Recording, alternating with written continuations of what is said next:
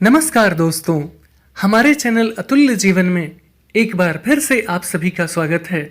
यूं तो हर बार हमारी यही कोशिश होती है कि हम एक से बढ़कर एक ज्ञानवर्धक वीडियो लेकर नियमित रूप से आपकी सेवा में उपस्थित होते रहें, क्योंकि हमारा मानना है कि ज्ञान वो दिव्य आंख है जो विषम परिस्थितियों में भी हमारा मार्गदर्शन करता है तथा हमारे सभी संशयों का नाश कर हमें सदैव आगे बढ़ने के लिए प्रेरित करता है।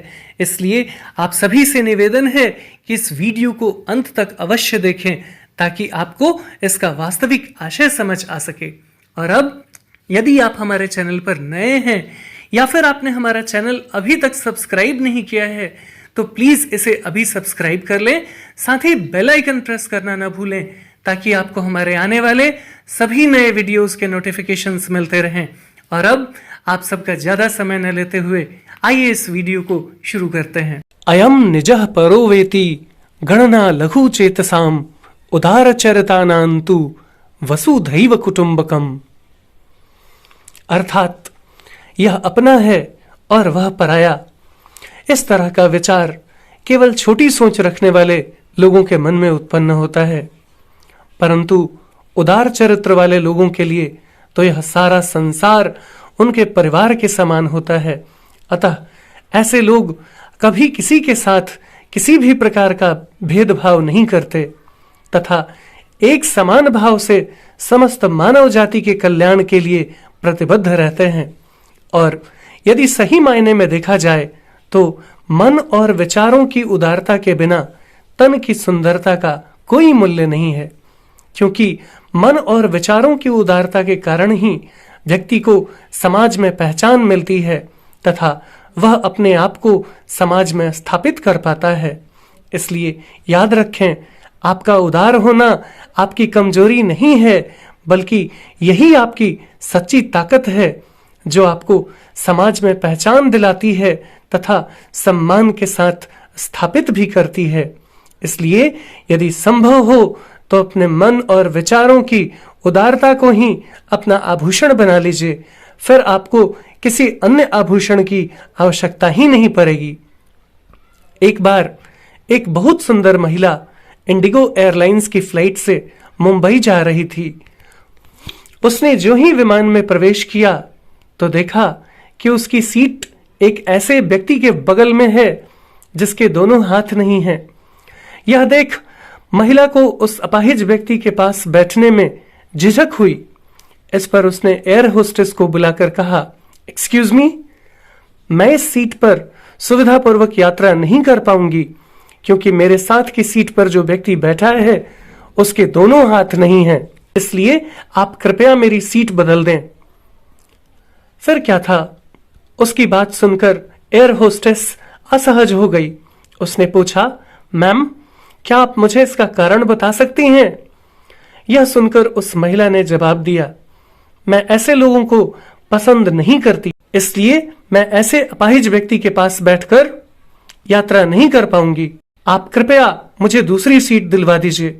दिखने में पढ़ी लिखी और विनम्र प्रतीत होने वाली उस महिला की यह बात सुनकर एयर होस्टेस अचंभित हो गई, पर इससे पहले कि वह कुछ बोल पाती, उस महिला ने एक बार फिर एयर होस्टेस से जोर देकर कहा, आपने सुना ना, मैं उस सीट पर नहीं बैठ सकती हूं, अतः मुझे कोई दूसरी सीट दे दी जाए।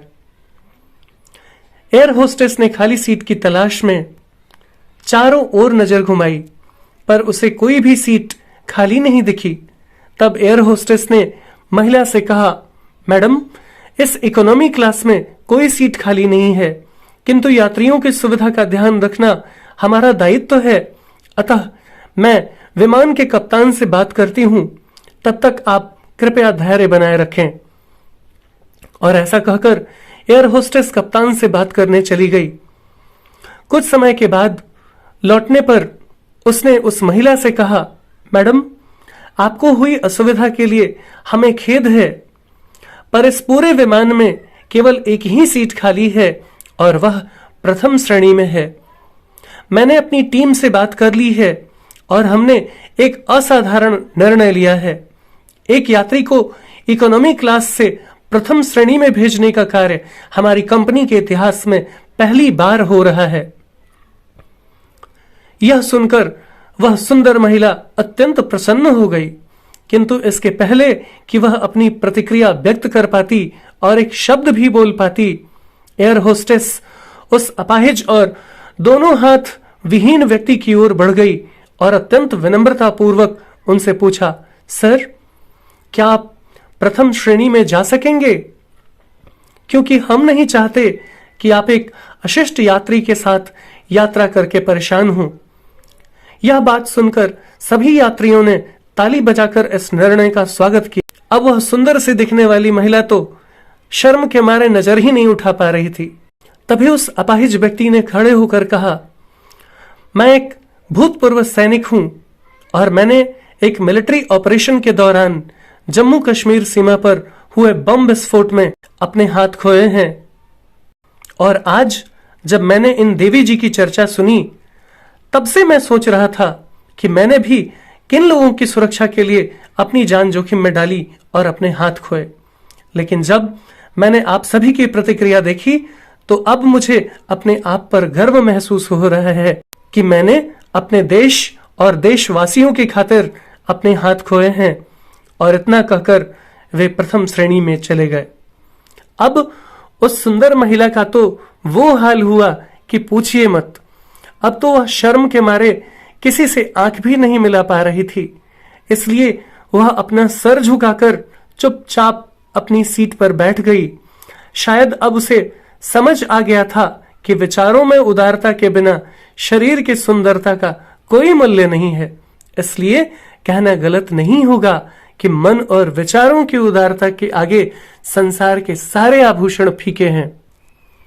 यदि आपको हमारा वीडियो अच्छा लगा हो तो प्लीज इसे लाइक करें और ज्यादा से ज्यादा शेयर करें, ताकि हमारा मनोबल यूं ही बना रहे और हम एक से बढ़कर एक ज्ञानवर्धक वीडियो लेकर नियमित रूप से आपकी सेवा में उपस्थित होते रहें। और तब तक के लिए बने रहें हमारे चैनल अतुल्य जीवन पर। हम इसी प्रकार का ज्ञानवर्धक वीडियो लेकर जल्द ही एक बार फिर से आपकी सेवा में उपस्थित होंगे। जय हिंद, जय भारत।